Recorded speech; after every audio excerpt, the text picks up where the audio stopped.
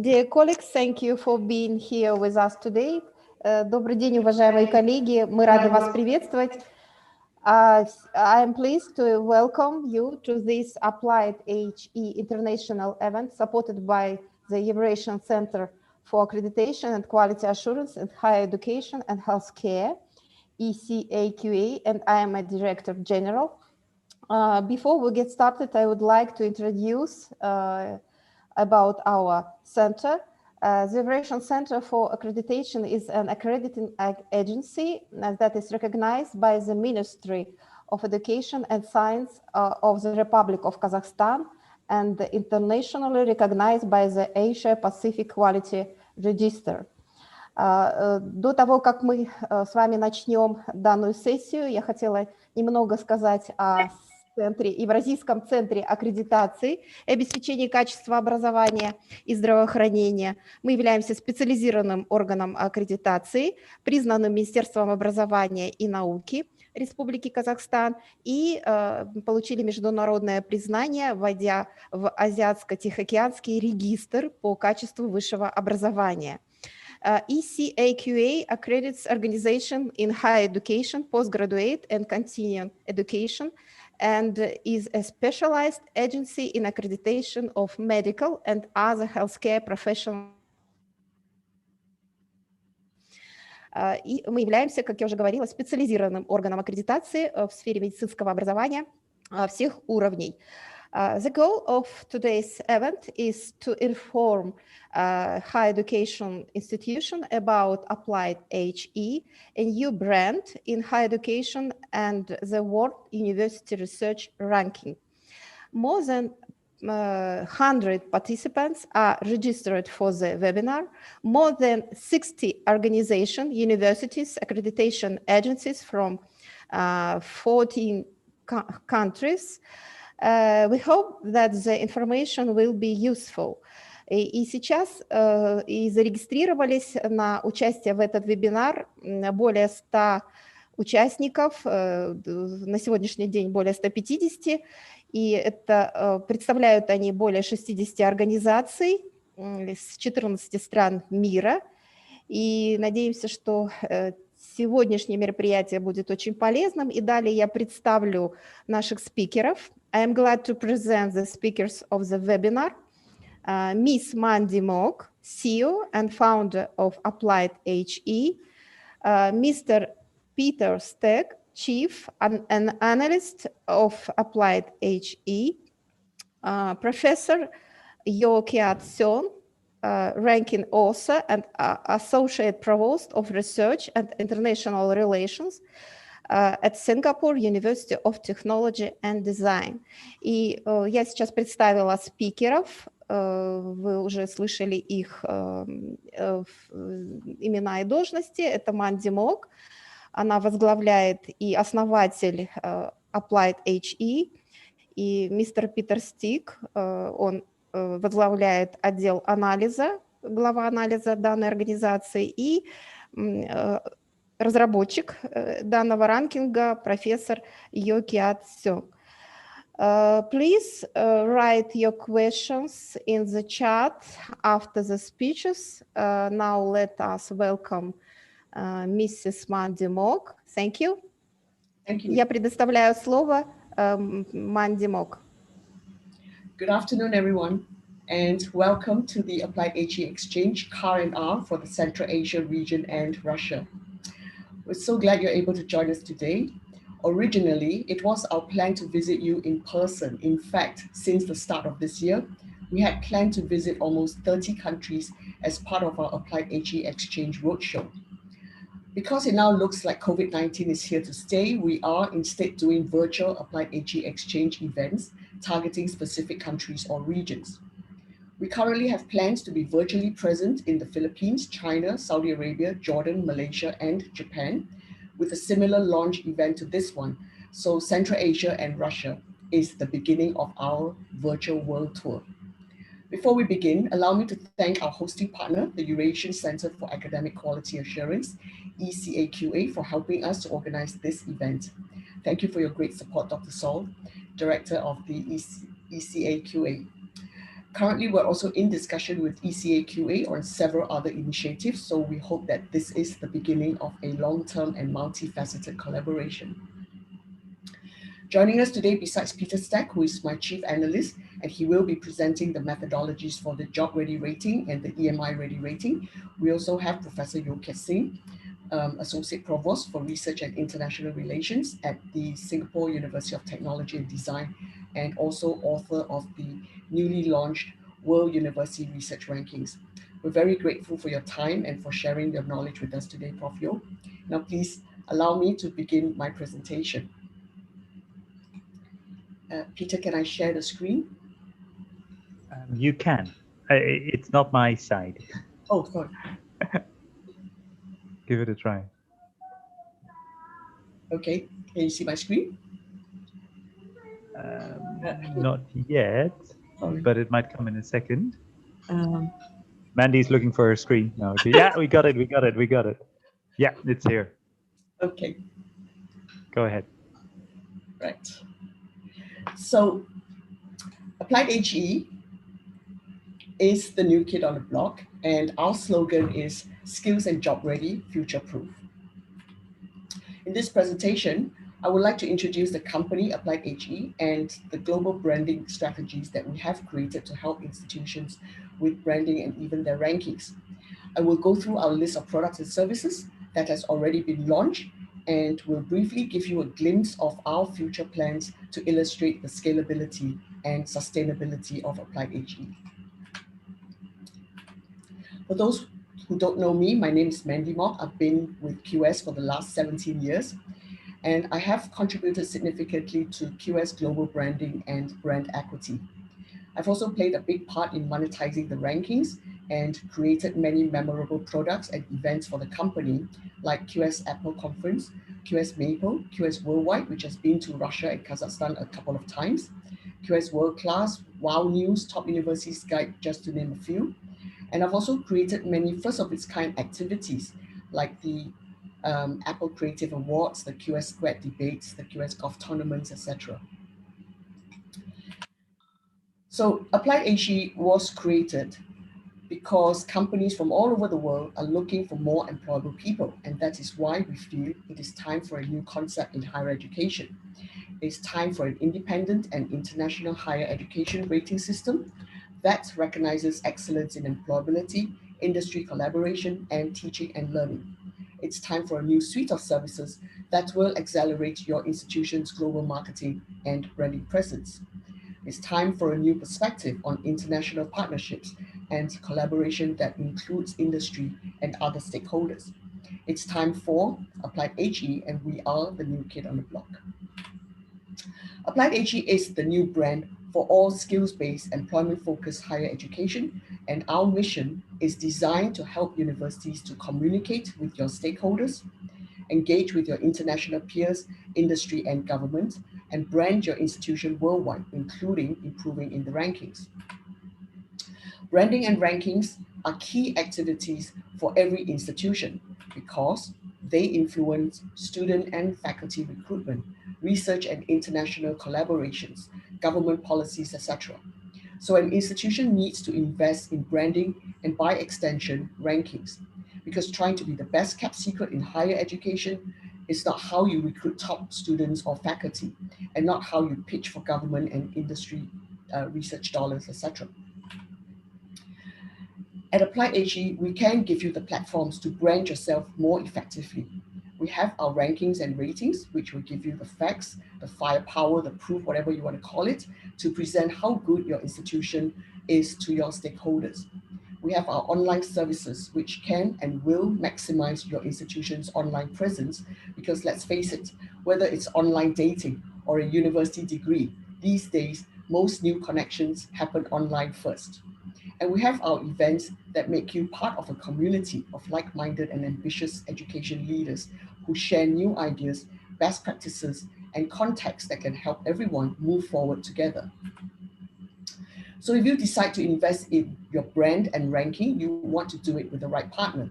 Regardless of the kind of institution that you are, as a marketing message, we will help you let your target audience know in a few words.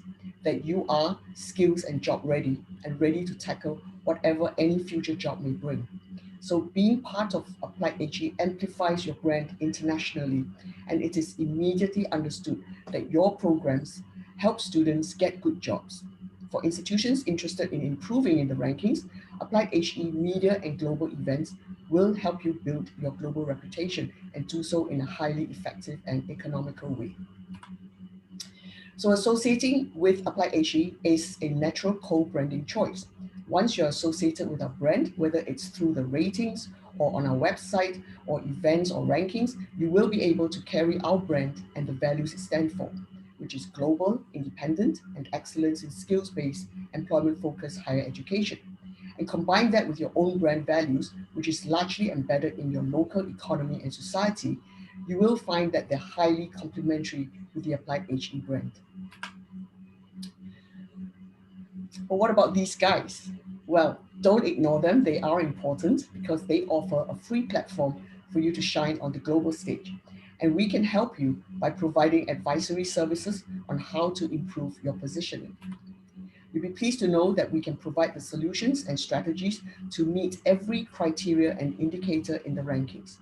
These are the QS rankings indicators on the left, and on the right, you will see that we have the solutions or strategy for each and every indicator, and not just for the QS rankings, but also for the THE World University rankings. We have the solution for every indicator as well. In fact, we have the solution for every ranking out there. Ever since the first ranking of world universities appeared in 2003, there has been a huge proliferation of ranking providers all over the world. So whichever one that you're keen to support, we have the solution and the strategies to help you step up. Now, governments in the Central Asian region and Russia recognize the strategic importance of higher education. But the kind of higher education that is needed is not just the elite research-intensive universities, but also the more practical and applied higher education model. Investing in people is crucial to the economic recovery in Central Asia. The fact that this is headline news suggests that this is an area of concern. There is a need to improve the quality of education, but also to raise the local and global brand equity of the higher education sector in the Central Asian region. It is clear also that the countries of Central Asia and Russia are taking a long-term view. International students are not just seen as potential student fee income for 2 to 3 years like in Australia or the UK.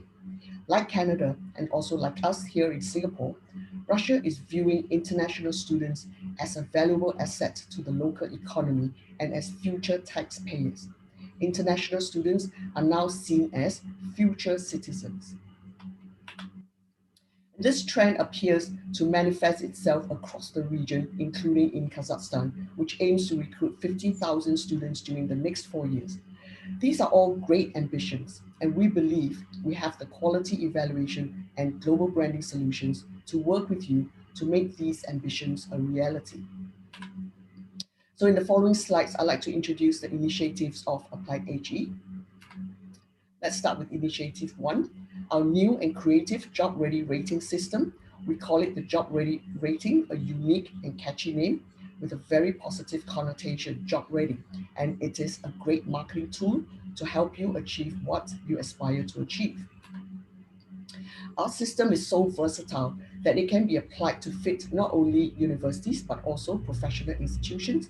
And by professional, we mean your vocational, TVETs, polys, colleges, etc. It also includes business schools and online education. There is no such marketing tool in the market as of now that is so versatile that it can fit the 4 sectors of the higher education. So we are the very first. The Job Ready rating applies to any skills-based, employment-focused tertiary education program where students are prepared for a clearly defined job or occupational pathway.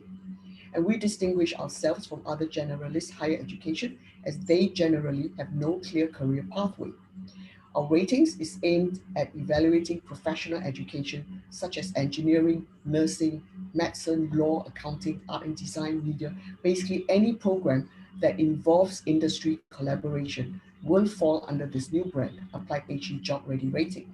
regardless of whether it's for universities, online education, professional institutions, and business schools. Here's the new perspective, the creative twist. We do not do a rating of your institution per se. What we do is rate your institution based on your programs by employment cluster.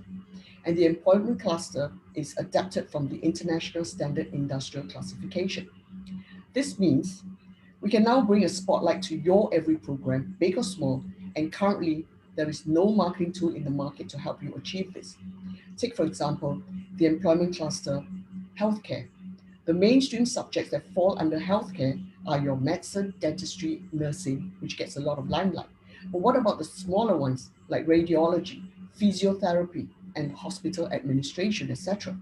Now, with the AppliedHE Job Ready Ratings methodology, we can bring the global spotlight to your every program, whether it's big or small. There are 22 employment clusters from the International Standard Industrial Classification, and it covers all sectors of the economy, with the list growing daily because the world is changing so fast that there are many jobs out there today that never existed in the past. Jobs like these: e-commerce, gaming, coding, social media marketing, influencer, blogger, just to name a few. These are not even proper words in the past, but today they are reputable and very much sought after jobs. And our unique approach to rating by employment clusters can accommodate these new jobs and the future economy. Let me give you a quick overview of the criteria. I won't go into the details as my colleague Peter will be presenting the methodology later. There are basically three pillars: outcome, delivery, and institutional context. And they can be applied for any sector, be it universities, online education, professional and business schools. It's easy to implement. Institutions just need to make sure their stakeholders respond. Ratings are valid for 3 years and are highly effective as a branding and quality improvement tool, which you can use it to excel in the things that matter to you, like the rankings, student recruitment, research collaboration, funding, etc. Under the outcome of the program, you will be able to have access to information pertaining to issues like graduate reputation, employability, remuneration, advancement, and entrepreneurship. Under delivery of the employment cluster, you will have access to information like teaching and learning, faculty quality, student industry exposure, intercultural competence. And under the third pillar, we look at issues like institutional reputation, inclusiveness and accessibility, applied research, community engagement. You will note that many of our criteria overlaps with the goals of the SDGs. The AppliedHE Job Ready Rating is done primarily by surveys to your key stakeholders, and they are your students, faculty, employers, and alumni. What this means is you will have access to market intelligence of your key stakeholders, and these information are very relevant to your strategies, future plans, internal decision-making, KPIs, etc. And it is market intelligence that you do not have to pay a hefty sum for, as it comes as part of the ratings. And this means you may not even have to engage in consultancy projects, which can be very costly. It's all part of our effort to help you stretch your budget as much as possible. Once rated, you'll be presented with the AppliedHE Job Ready Ratings badge, and you can use it on all your marketing materials. The ratings are awarded by employment cluster, and the country of origin is clearly stated so that stakeholders are clear on the market that you serve. Institutions can score from 1 to 5 job ready, with 5 representing the best institutions, and the rating badges are valid for 3 years. You will also receive a certificate listing the score and all the evaluated programs. So this means even your smallest program will be able to share the global limelight. And you can use the AppliedHE Job Ready Rating certificate in all your marketing materials as well. Now, being job ready rated offers institutions an advantage over their international competition. It reflects to the world at large that your programs and students are ready for the world. The job ready ratings will enable your institution to be authoritative. Why? Because our rating methodology is based on recommendations endorsed by the ILO and UNESCO. It's sustainable as a number of our rating criteria overlaps with the SDGs. And being rated also signals that your students are Industry 4.0 ready. They are employable. And on the global front, this is the first international higher education rating system born in ASEAN for the world. The following 5 unique features place the AppliedHE Job Ready rating system in a class of its own. The rating criteria is unique because it's designed to measure the quality of teaching and learning, industry training and collaboration, and employability. These are areas that are highly valued by students, employers, and society at large. Rating by employment cluster is unique because students and employers often choose the institutions based on the industry they serve, making ratings by employment cluster the most meaningful for all stakeholders. The brand value is unique because the AppliedHE brand is aimed at students who see education primarily as to a successful career. The Job Ready rating sends a clear message to this student demographic who work hard, are willing to invest in their education, and have the right attitude and skills that employers need. Our actionable insight is unique because we have a built-in quality system. Basically, what you're getting is market intelligence from the horse's mouth. You are getting a wealth of insights to help you set strategies so that you can apply them to your KPIs and planning, etc. We also provide a unique pathway to partnerships because an AppliedHE Job Ready rating is an admission ticket to our exclusive network of events and media, which are invaluable for developing international and industry academic partnerships. Our initiative number 2, EMI Ready rating. EMI stands for English as a Medium of Instruction. The AppliedHE EMI Ready rating is a great tool to evaluate an institution's English medium of instruction readiness.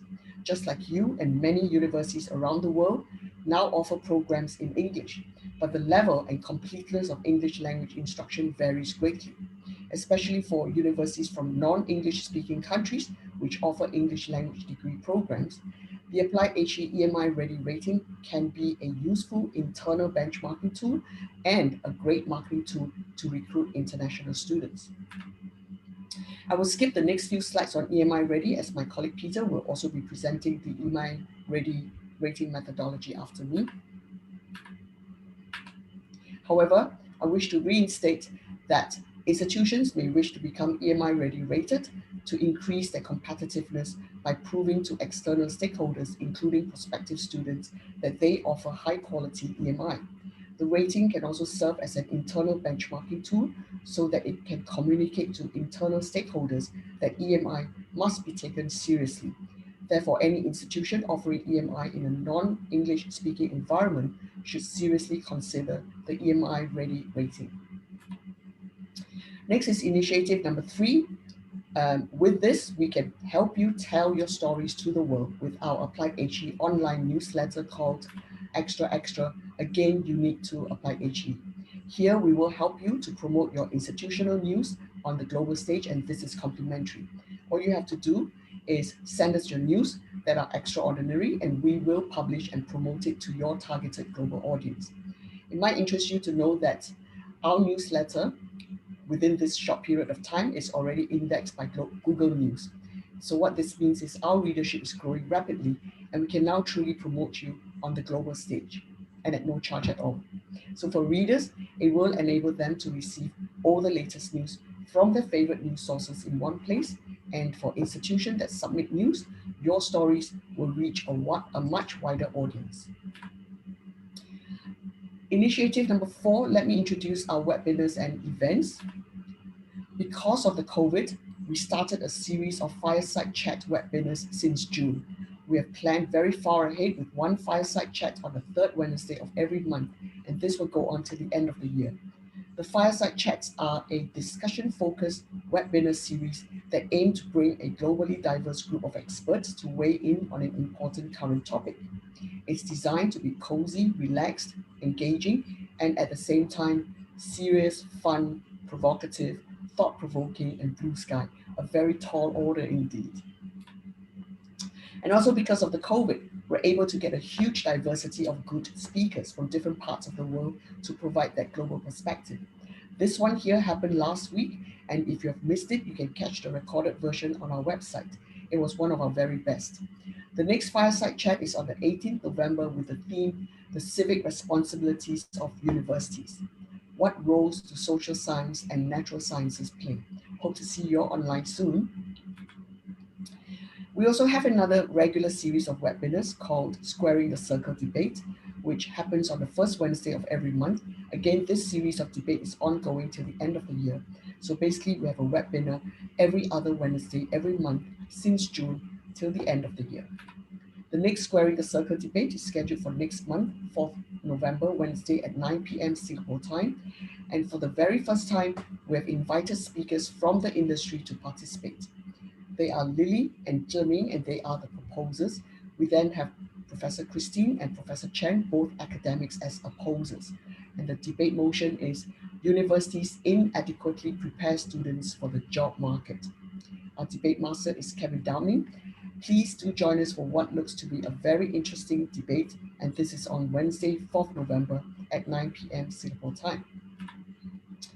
In addition to the regular fireside chats and the SCDs, we also have special editions like this one, focusing on higher education consortia. We've done this a few weeks ago. And this one, focusing on professional higher education, again, the first of its kind in our sector.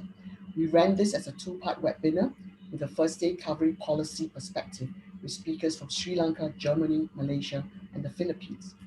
And on the next day, we focus on the practitioner perspective, with speakers from Thailand, Kenya, Singapore, Indonesia, and Germany. The reason why I'm showing you all these recent past events is to show you how active we are on the online space, even though we can't travel for our physical events.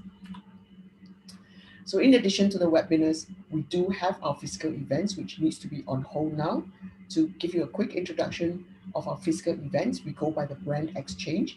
We have Xchange events by employment cluster. For example, if you want to host one on healthcare or fashion, or if you want to drill down to a specific subject, you can host an exchange by subject, for example, Xchange nursing or Xchange dentistry. Or you can host an exchange by region, for example, Xchange Central Asia for that matter, or Xchange Middle East. Or you can focus on a specific country, for example, Xchange Kazakhstan or Xchange Japan.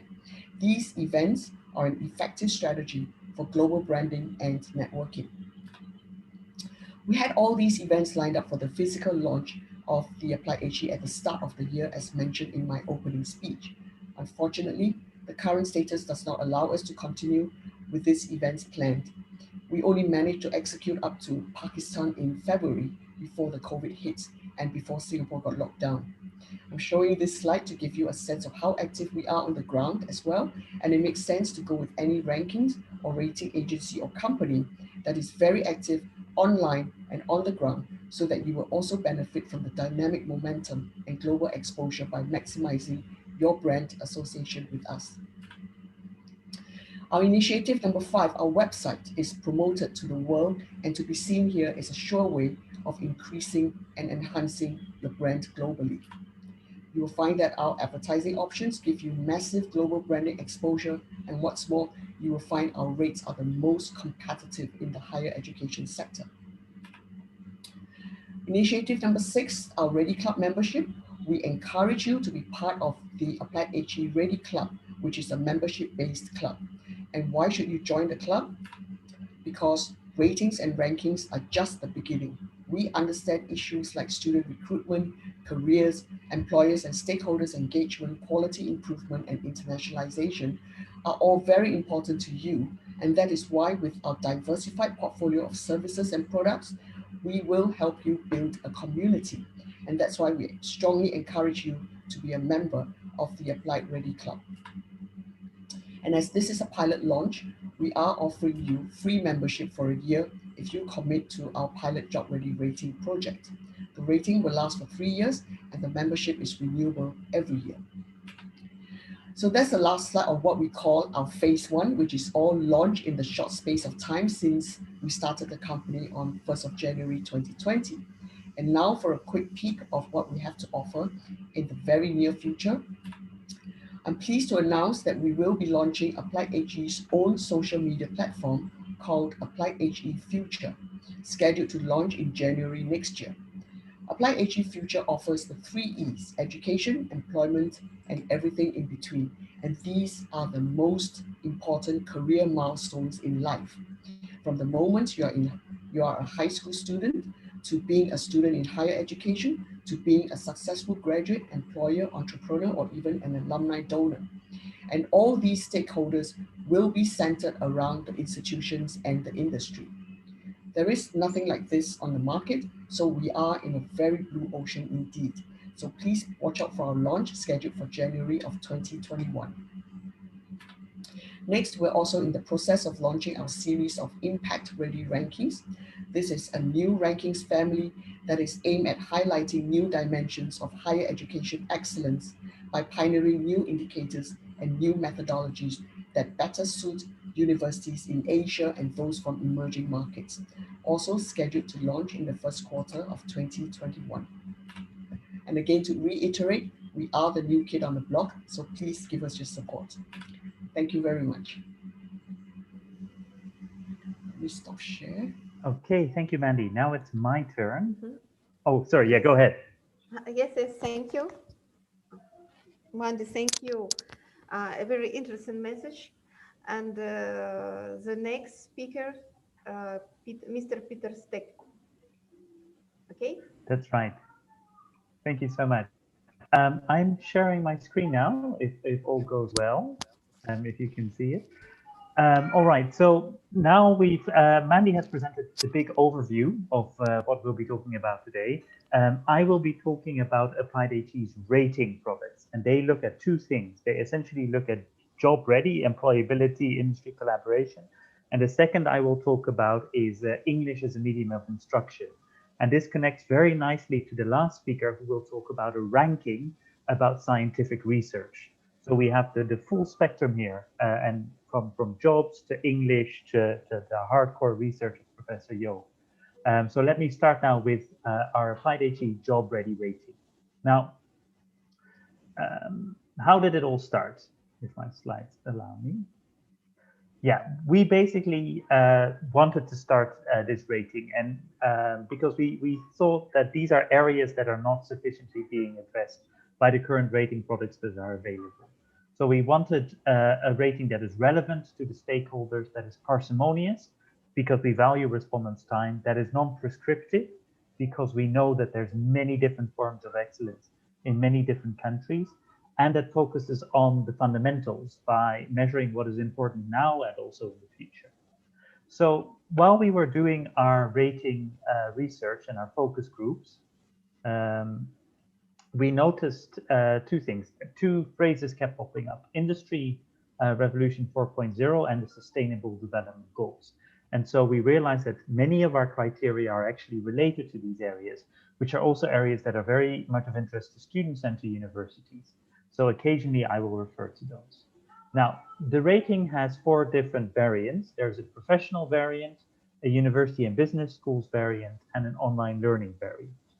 The professional variant is for institutions that do not perform research. So a specific group of institutions. And for universities and business schools, that's for institutions that do perform research. And so the first 2 groups, they are for on-campus programs. And then online learning is for a program that is delivered remotely over the internet. So this is in recognizing the differences. Now, as Mandy mentions, there's 22 employment clusters, as you can see here, and there's many different programs that can fit underneath one of those clusters. Now, again, we're not prescriptive. If you choose to be rated with us, you can choose under which employment cluster you would like to be rated. We do have a requirement. Your institution needs to be locally accredited. It needs to be post-secondary education. The program needs to offer a clear career path that fits within our employment clusters. And we need a minimum of 200 students per employment cluster so that we have sufficient sample size to understand your institution.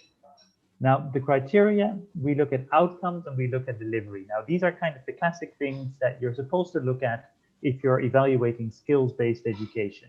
And then in addition to that, we look at the institution, because the institution essentially supports the outcomes and the delivery. So that's the broad conceptual thinking there. For outcomes, we look at graduate reputation, employability, remuneration, and advancement in entrepreneurship.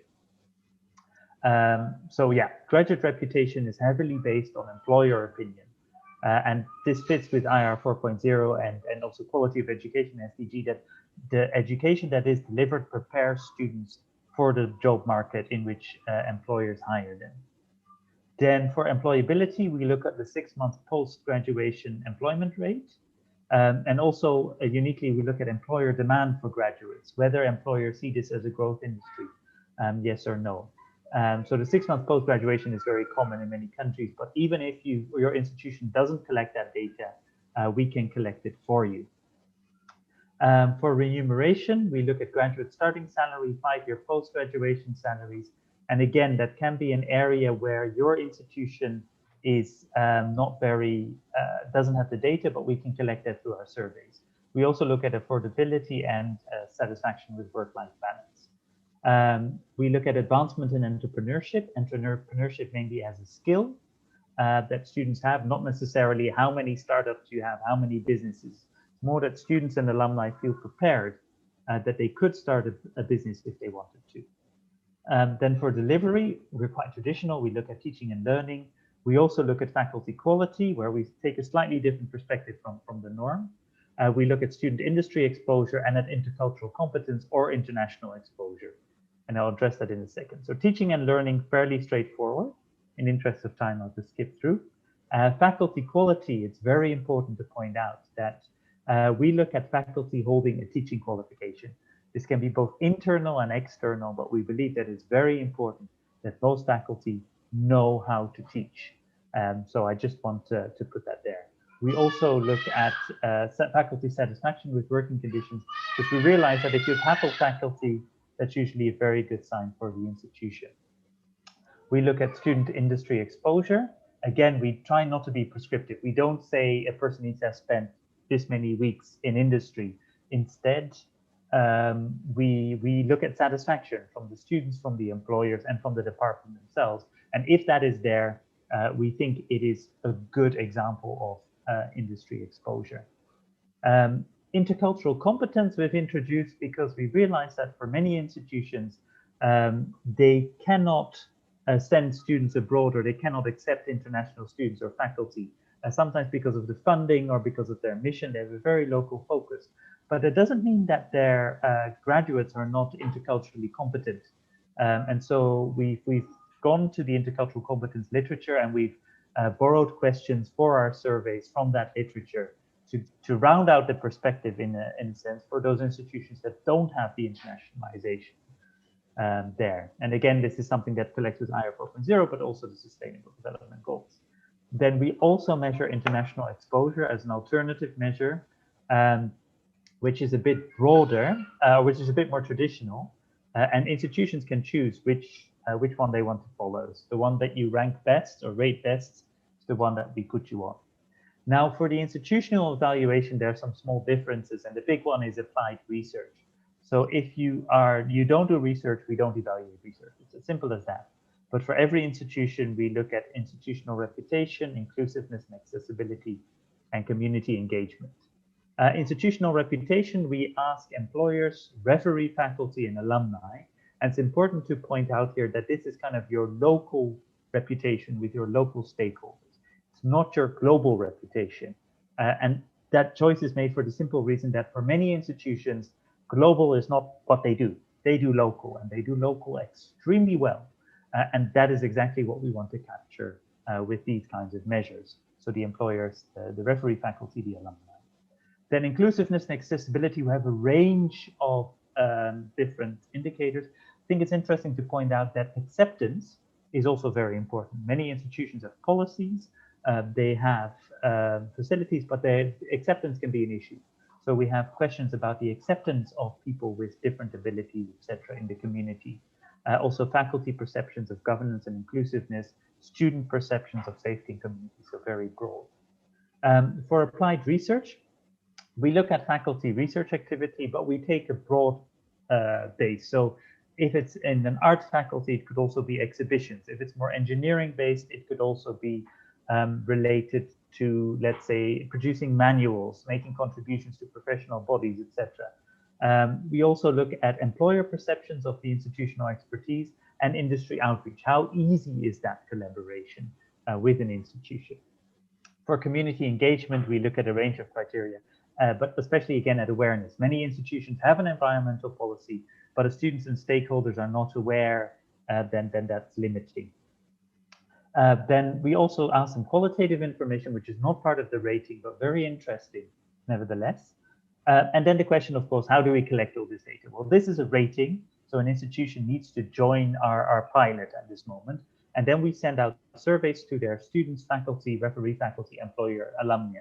We also ask a little bit of data from the institution itself, mainly to verify the data that we get from the surveys. Student surveys look like this. So there's personal information. We ask that because we need to know that a real person is responding to these surveys. And then we ask a few other questions as well. And out of the interest of time, I skipped through this.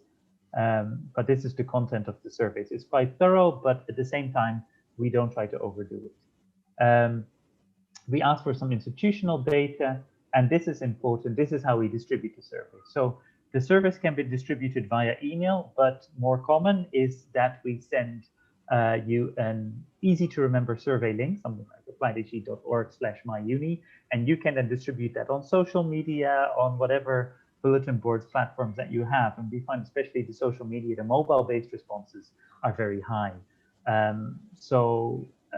Yeah, responses generally have been very good. The challenge has always been employers, but we can sit down with you and come up with strategies to get those responses up.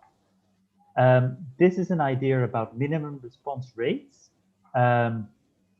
We use statistical intervals to determine this. And again, it's a pilot. We're in this together. We can work together to get the responses. The rating timeline is relatively short. So typically we have a coordination meeting with the key persons from your institutions, and then we can set up the surveys right away, which takes about 2 weeks. Then we have the survey period, which is about 4 weeks long. It depends on your institution, the timing, etc. You can make it as long or as short as you want it. Then almost immediately after, we can release the preliminary report, and then we have time to do an audit if there's nothing unusual there. We give you the final report very soon after. And then your institution can decide whether to publish or not publish the rating results. Now, we have all these plans to give you a rating badge, a certificate, a rating report, and also the online profile. But because we're currently doing the pilot, there are some differences. So right now you get a stakeholder insight report, which is very detailed market research coming out of the survey, and also online rating results presented publicly as satisfaction scores. So what that looks like is, okay, certain percentage is satisfied with teaching and learning, campus and community, etc. So we break that down. So at least you have some data that you can already start using to market. And then as we get the reference data, we can start to publish the real rating results. Now, the next product I want to talk about is also a rating. So the first rating was to kind of evaluate the institution as a whole, job readiness, as the name suggests. This is about EMI ready, so English as a medium of instruction. Now, what is EMI? EMI, there's a growing trend globally in EMI because institutions want to get international students to come in places like Kazakhstan, Russia, whatnot, and teaching in English is often the right strategic way to do it. And also local students want to study in English because they want to get that international exposure, international career, etc. So many universities in non-English speaking now offer EMI. And the big challenge there is that EMI is not people's first language. And there's a huge diversity in the quality and the way that EMI is delivered. So there's no global standard in what is EMI. It can vary greatly, right? Also, English language instruction can actually lower the quality of instruction because it's not the first language of the students and the faculty. So it's a big drawback and a big risk. And it's often combined, EMI is combined with English as a second language. And ESL, again, is a different world altogether than EMI, but it means that you need to design programs well. And often EMI is introduced top-down. So strategic management, they can see the need for it, but then the problems are faced by faculty and students on the ground. And so there can easily be a disconnect. Now, the EMI Ready rating system aims to evaluate the extent and the quality of English language instruction by giving you an international benchmark of EMI. Where do you stand? As, let's say, an institution in Kazakhstan or Moldova, compared to an institution in Taiwan or Indonesia or Vietnam in teaching in English. So that's one. It's also a marketing and branding tool so that you can tell prospective international students, hey, the level of English you will receive here is comparable to what you might receive in the UK or the US or anywhere else in the world. So it's really of a high level. And it helps to emphasize the importance of EMI to your local stakeholders. That, yeah, EMI is really important and we're doing well, or maybe we're not doing so well. But let's be honest about it. Let's get it evaluated and benchmarked. Now, how the rating works, this is a much, much simpler product than the job ready rating that I just presented.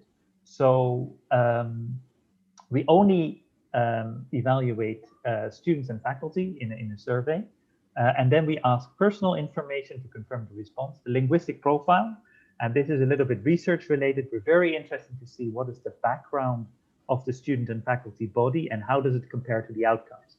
But this is clearly not part of the rating. So it doesn't matter if your faculty members are native English speakers or if they're second, third language English speakers, that's fine. But we're very interested to learn about it. What we evaluate is English intensity. Is English actually being used 100% in class? Are the books in English? Are the presentations in English? Are people speaking English? We look at quality. Is the quality of English good as perceived by students and faculty? And we look at support because we realize sometimes okay, the quality isn't quite there yet, but you can have a strong support system and really help the students and the faculty improve their English. So that can be a mitigating kind of factor. And then we have some additional information that we ask about permissions for future contact, etc., so that we can follow up with everyone. Now, we are currently running a pilot study. In fact, both ratings are in pilot study, but we've just launched this one. The goal is to validate the methodology and to have about 10 and 20 institutions evaluated. Now, right now, the pilot study is open for enrollment. So you can contact us after you get a post-event emailer with all this information about participating. And then we can have a further discussion with you. And taking part in the pilot study is free of charge. So the EMI, what happens is you need to do an EMI registration and intake survey, and then there's the rating survey. So participation is free of charge. We do have deadlines, and I'll get to that in a second. And also participation is no guarantee that you'll be rated. It's merely to gather the data, and we will send you some kind of benchmarking information. Now, enrolling in the survey, the official deadline is November 1st, which I realize today is October 28th. It's very soon. So please write to us soon if you're interested, but we understand that November 1st is probably too soon. So maybe we can extend this by a week or so. But we're happy to have further discussions with you. And then we want to complete these ratings, which are quite simple, before December 15th. So this is the ideal timeline. We will probably push it back a little bit, especially the enrollment date. So these are some of the links, which again, we can share with you later if you're interested in the EMI ready rating system. And we can also set up a one-to-one or maybe a small group of interested institutions and us to explain a little bit more detail to show you the surveys, how it works.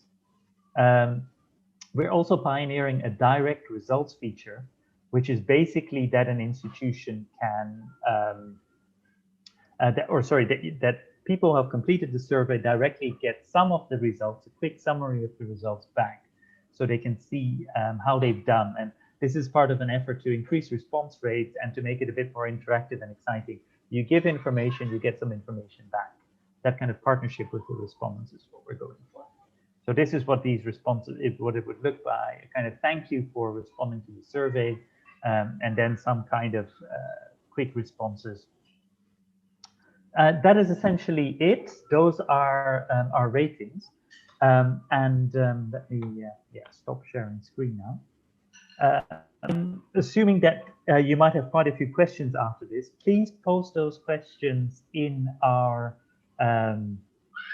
chat group, preferably in English, and then during the Q&A after this, I can give some answer to it. So now, having started with our ratings, which have covered kind of employability, quality of teaching and learning, and English, we now move to the heavy-hitting research with who better than Professor Yogya Tseng, who's the author of the World University Research Rankings and also a person with extensive experience in research and internationalization at SUTD and elsewhere. So I guess over to you, Professor Yo. Thank you, Peter, for the introduction. I would like to thank the audience for the patience. And I'll make sure that I'll keep my presentation short and sweet, but make sure that you learn something new today. And before I share my presentation slide, I would like to thank Rendy and also the organizing committee for giving me this opportunity to share my presentation on this World University Research ranking. Thank you very much.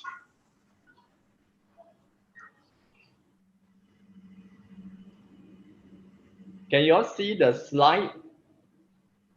Yes. Yeah, very clear. Great.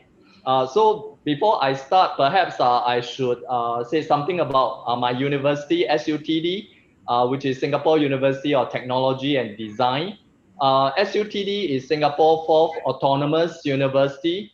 SUTD was established in 2009 in collaboration with MIT in US and Zhejiang University in China. Our vision is to nurture global talent and technically grounded leaders and innovators to serve societal needs. SUTD is also a research-intensive university. We rank highly in telecommunication. In fact, SUTD ranked 6th in telecommunication. We are the only Asian university in the top 10, and this is done by Caravac Analytics. We are also very strong in natural language processing, which is an important area in AI, artificial intelligence. And we are among the top 10 ranked by computer science ranking. We are the only university in Singapore that has deep focus in design. So I would like to also talk or introduce myself a little bit. I'm currently with SUTD, and I joined SUTD about 6 years ago after spending more than 20 years in Nanyang Technological University. I have like more than 30 years of experience in industry, in academia and consultancy. My research areas include semiconductors, telecommunication, and integrated circuit design. I'm also an IEEE fellow for my contribution in low power IC design. So the World University Research Ranking, WURR in short, is a university ranking index based on a novel methodology designed to evaluate research multidisciplinary. It is complemented by indicators to gauge research impact and research collaborativeness. Together, these three key aspects make up the composite index for the WURR. As the first of its kind, WURR is designed to measure and benchmark multidisciplinary collaborative research, wholly derived from performance-centric evidence-based data. It offers a unique, unvarnished insight for organizations in the 3P sectors, that is private, public, and people, to identify university partners best positions to deliver optimum returns on R&D investments so as to create game-changing transformational impact. WURR presents an in-depth, wide-ranging studies of about 12.7 million Web of Science documents. The study was conducted across a 10-year time frame from 2009 to 2018 for 250 global universities. The results and findings, including analysis by geographical representation, that is location and region, and correlation between indicators and aspects, are all published in detail in the WURR report. So if you want to get a copy of this report, you can visit the World Scientific website, and you can easily download this document. Of course, you have to pay, a fees. So WURR evaluates three key components, as you can see from here: research multidisciplinary, research impact, and research collaborativeness. Together, these indicators are used to enhance research excellence. To quantitatively measure these three aspects, 7 indicators were selected with Web of Science as the source of data.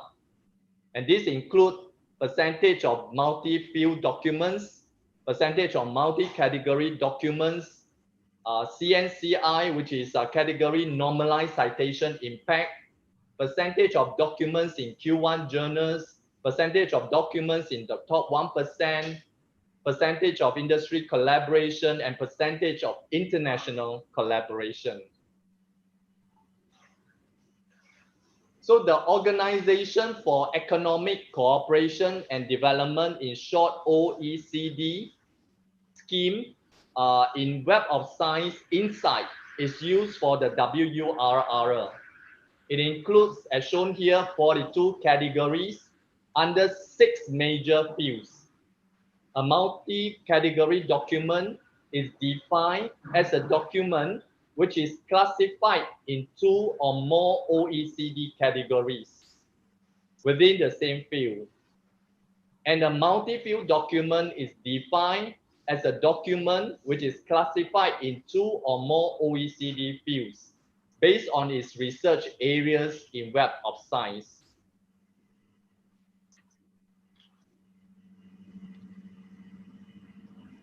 So I'm sure that the audience is keen to know how is WURR different from other global university rankings.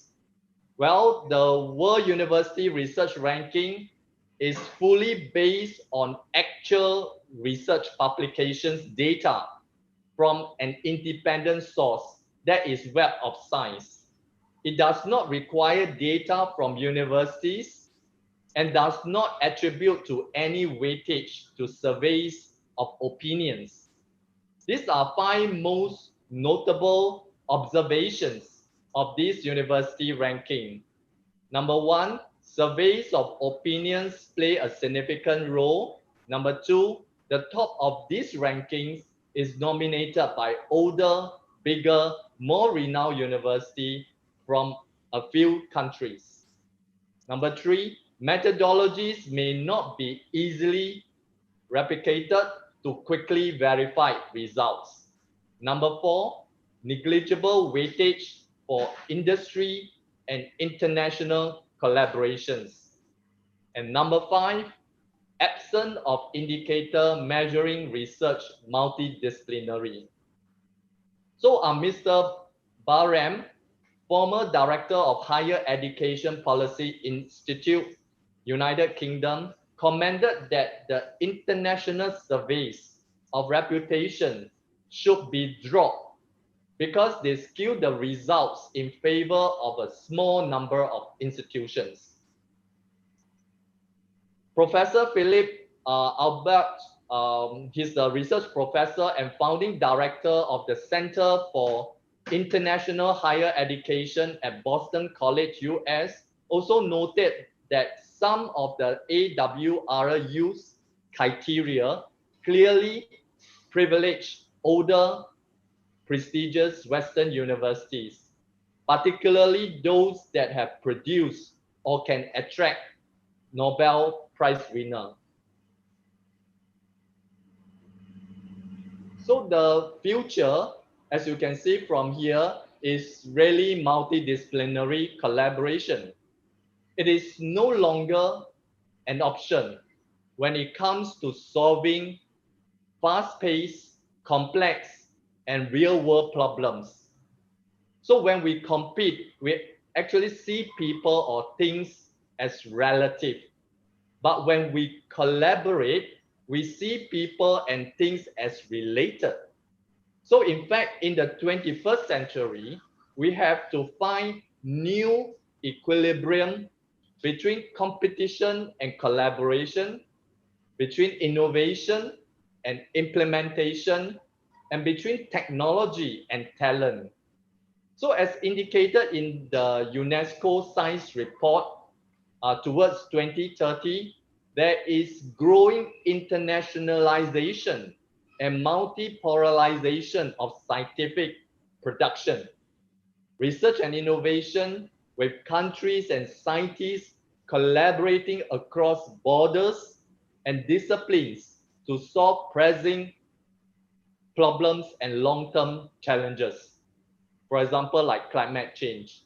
So it's therefore timely to relook at how university research performance are assessed with respect to how they are able to harness the synergies created from bringing together multidisciplinary and collaborative teams to tackle the research problems, in addition to sustaining research impact. So for example, the combination of 5G, artificial intelligence, or AI, and drone will bring change at a speed, scale, and scope unlike anything we have experienced before. It will affect the very essence of human experience. The interplay between them will create realities that were previously unthinkable and impossible. So although the advent of these technologies will display low-level unskilled jobs, it will create high-level skilled jobs, which are harder to be replaced by smart machine alone.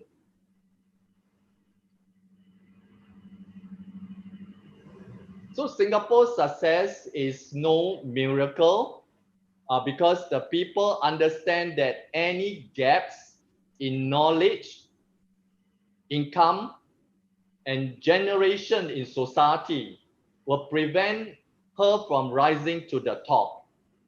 So we are constantly looking for new ideas and sometimes defying traditional wisdom. We keep learning through collaborating with others, maybe because we are a small country, but we adapt them to our own needs. Our success is in fact determined by our ability to attract the best and the brightest people from the region and around us and the world, and our ability to nurture people of diverse skills and abilities. So it's not just about having an open economy. It's also about innovation, the exchange of ideas, like for example, this platform, collaboration across borders and skills for the future. Therefore, we must integrate global perspectives into our economic as well as our education mission and produce graduates who can work in different and across continents, countries, cities, communities, cultures, and companies. I call them as 6 C's for the future of graduates. So finally, higher education is no longer about knowledge creation and transfer. The 21st century education plays an increasing role as it integrates global perspectives into its teaching and research missions. Hence, we need to nurture T-shaped graduates who have broad knowledge and deep skill. But the letter T, as you can see, is not stable. You know, it has a narrow base. And it can topple easily if we are not careful. So however, if it falls in the right direction, it forms a Chinese character called Ren. Yeah, and this is when human beings understand the true purpose of life. And that's the reason our founding Prime Minister Lee Kuan Yew strongly encouraged Singaporeans to learn more than one languages. Yeah, so that we can know more knowledge from another language.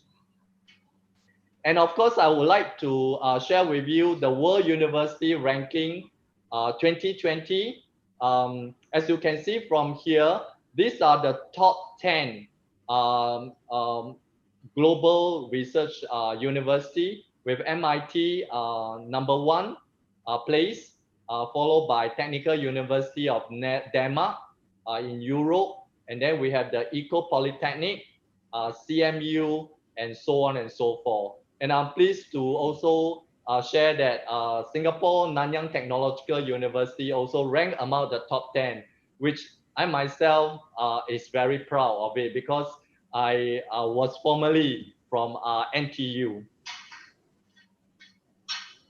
I'm also pleased to share with you that for the Central Asia region and Russian, we have also 4 university in the top 250. I think this is also very encouraging. I think in Russia we have these 3 university, and Kazakhstan we have also 1 which is also ranked among the top 250, which is a highly competitive ranking. So with this, I will conclude my presentation. I hope that the audience learned something new today, and thank you very much for your attention. Thank you. All right. Thank you very much, Professor Yo. Now, just to all the audience members, I'll be moderating the Q&A to an extent. Feel free to post your questions in the chat, if you please, in English, possibly even in Russian. We can try and translate. Unfortunately, the answers will be in English. The first question has to do with this is by Bibish. The question is Bibish Ashayeva. When does the data collection start, and is rating free of charge? Mandy, do you want to answer that? Well, for the job ready rating, we are actually in discussion with Professor Sol here for a country discount or group discount, as you want to call it. And for the EMI, it's free, but there is a certain quota to it, of course. So it's on a first come, first serve basis. So the quicker you respond, the quicker you benefit from it. Okay, and then I also saw a question from Stella Gouvier, and she asked, I have a question to the presenters. How do you take into account the external quality evaluation results performed by quality assurance agencies, QA agencies, I presume is what it means. I think I have to speak to that a little bit, or at least I can speak to it from the rating side. So in a sense, you can say you've got quality assurance, you've got ratings, and then maybe you've got rankings. Now, rankings is kind of the kind of top level overview, if I can put it that way. I don't know if Professor Yo agrees. Then ratings, we go down one level. So we do surveys and things like that. And for quality assurance, you investigate, you shake the thing, you make sure it works, you really go in depth to make sure that an institution has the quality assurance. Now, typically what happens in quality assurance is that it's a national process. So one country has a different criteria from another country and another country. So it's very difficult to do a complete international comparison. And then, of course, on the the ranking side, Professor Yo's side, yes, you can do a fantastic international comparison, but you miss the detail. And so the ratings kind of come in the middle. So we try to make a bridge between both. It's a much lighter tool, but we gather information and we make something that is internationally comparative, but in a bit more detail than you can achieve with a ranking, if I can put it that way. So maybe to answer the question, us from the rating side, in principle, we don't take it into account, but we will only start rating an institution if we know they have been competently accredited. And I think actually there are some areas where accreditation and the rating might overlap. So we run a lot of surveys for a lot of ratings, for a lot of accreditations. I get all my terms and stuff today. You also have a lot of surveys. So that's one interesting area in which there might be some overlap and some collaboration possible. Those are all the questions I see right now. If I can ask a question, maybe you're still thinking of questions. I'd like to actually ask a question to Professor Yo. And it's about the interdisciplinary research. What I found really interesting looking at your ranking is that a lot of universities from kind of more emerging countries do extremely well or much better relatively in interdisciplinary research. I'm here based in Malaysia, across the border from Singapore. I think 1 or 2 Malaysian institutions did very well. Is there a reason why you think institutions in emerging economies, maybe also in Russia, Central Asia, interdisciplinary research might be the way for them to go forward? Perhaps you could comment a little bit more on that, the developing country and or more emerging, to put it that way, and interdisciplinary research. Sure, Peter, thank you for this question. If you look around, the problems that we are seeing now, they are multi-dimensional, multifaceted. And this is one of the reasons why the Singapore government set up SUTD about 10 years ago. In fact, the debate of setting up this university, I would say that the discussion dates back more than 20 years ago, talking about multidisciplinary, even interdisciplinary, transdisciplinary, and things like that, which is 20 years ago. And at that time, nobody really talked about multidisciplinary or interdisciplinary type of research and education.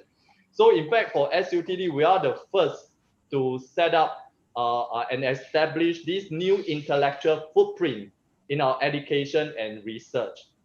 But of course, I can share with you a very interesting story here. So 20 years ago, when we discussed about this new direction for education, of course, our government can always do it with NTU and NUS at that time. We have these 2 very good top universities, even 20 years ago. But we are concerned that if this is not the mainstream in the future, I think that we are not doing good to these 2 universities.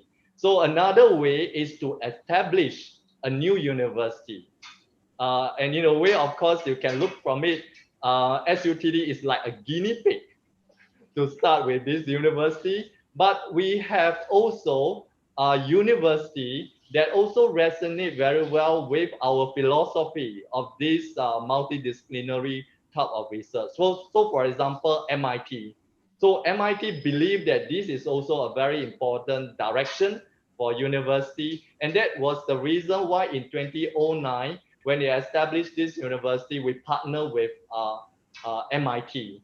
So MIT actually sent a lot of faculty. In fact, in the initial year, I would say nearly 100 or more than 100 faculty visiting SUTD for the initial year. And that's the reason why we are now so good. And thanks to the help of MIT, they help SUTD to develop more than 90% of our curriculum.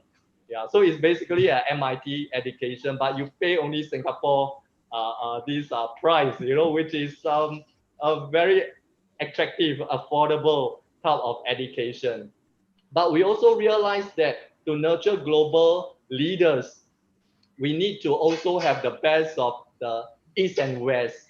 So Zhejiang University has also the same philosophy. They also believe that this is also the direction to go. So we work and collaborate with Zhejiang University. So we also set up big centers, like for example, the International Design Centers. We have one in MIT and one here in Singapore in SUTD. It's $100 million type of investment to promote design thinking, design science, and all the different multidisciplinary research. Yeah.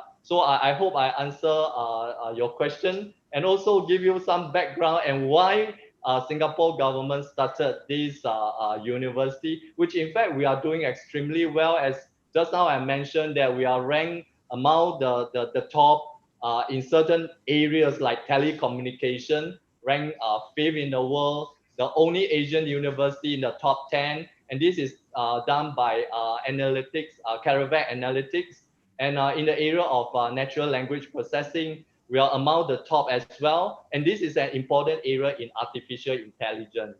And just to name a few areas, but we have also put a lot of emphasis in big areas, for example, cities where we talk about urbanization, climate change, pollution. You know, we have a big center called Lee Kuan Yew Center for Innovative Cities.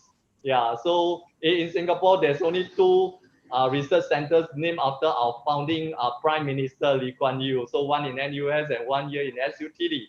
So thank you very much, Prof. Yo. You're very passionate about SUTD. Everybody has to go check out the website right after this.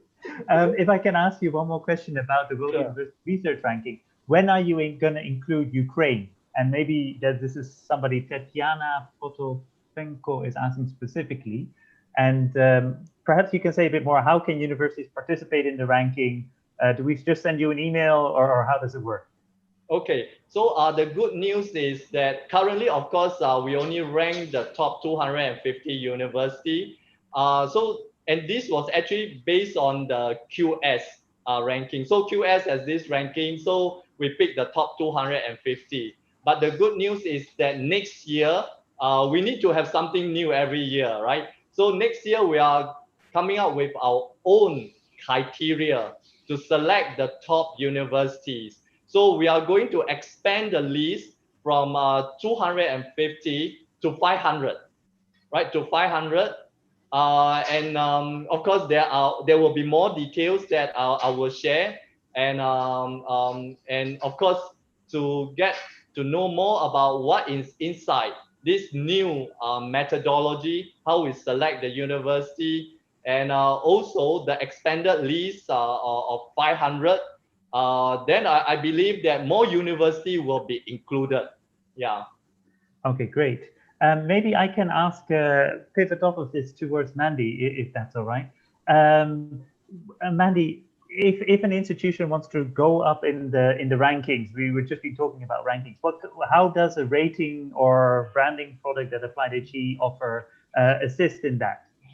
Could you perhaps comment on that? Well, I think the most fundamental in the rankings is their big allocation to their reputation. So I think a lot of schools have problem in branding themselves globally. And this is where the ratings can come in as a very economical way of using it as a marketing tool to brand yourself on the international stage. And in addition to that, AppliedHE runs a lot of conferences and events. And if the pandemic is over, I'm sure we'll be all out there on the road and on the plane and stuff. So it is easy for you to brand yourself out on the global stage, and also because of our activities. I mean, I'm from QS before even the rankings came out. I do know how the whole thing is, and we can really, help you step up in terms of increasing your brand awareness, your brand equity, and also the network. And the moment you network, you are actually extending your brand out there. So that's how we can do it. And of course, our website, the future website, that is instrumental in all these activities, because that website is created so that everybody can meet everybody. Great, thank you very much. I think since there's not that many questions from the audience at this time, we will slowly move towards wrapping it up perfectly within the time. So perhaps I can invite Mandy to share her screen for her closing comments. And hopefully we'll have ECAQA join shortly again as well. Okay, can I share the screen? Oops, sorry. Can you see my screen? Yes. Yeah, we can see. Great. Now, thank you everyone for your time today. I hope you've enjoyed the presentations and find the information useful.